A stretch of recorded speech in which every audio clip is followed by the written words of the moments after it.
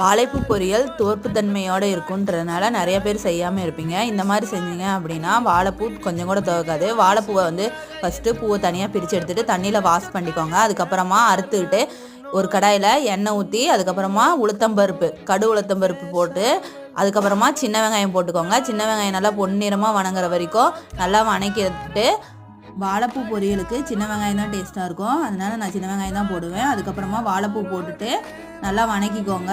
நல்லா வணங்கினதுக்கு அப்புறமா உப்பு போட்டுக்கோங்க. உப்பு போட்டுட்டு மஞ்சத்தூளும் போட்டு நல்லா வணக்கி விட்டு அடுப்பை சிம்மில் வச்சு மூடி வச்சுருங்க. மூடி வச்சு அப்பப்போ போய் கிண்டி மட்டும் விடுங்க. அதுலேயே வந்து நல்லா வெந்து போயிடும். தண்ணி ஆட் பண்ணிங்க அப்படின்னா அந்த துவர்ப்பு தன்மை அப்படியே தான் இருக்கும். அதுக்கப்புறமா கொத்தமல்லி தூள், மிளகாத்தூள், அப்புறம் கறி மசால் தூள் 3 போட்டு நல்லா வணக்கி விட்டுட்டு, முட்டை வேணும்னா நீங்கள் முட்டை போட்டுக்கலாம், தேங்காய் வேணுன்னா தேங்காய் போட்டுக்கலாம். நான் இன்றைக்கி எதுவுமே போடல, அப்படியே தான் வணக்கியிருக்கிறேன். இந்த மாதிரி செஞ்சீங்க அப்படின்னா வாழைப்பூ பொரியல் சூப்பராக இருக்கும்.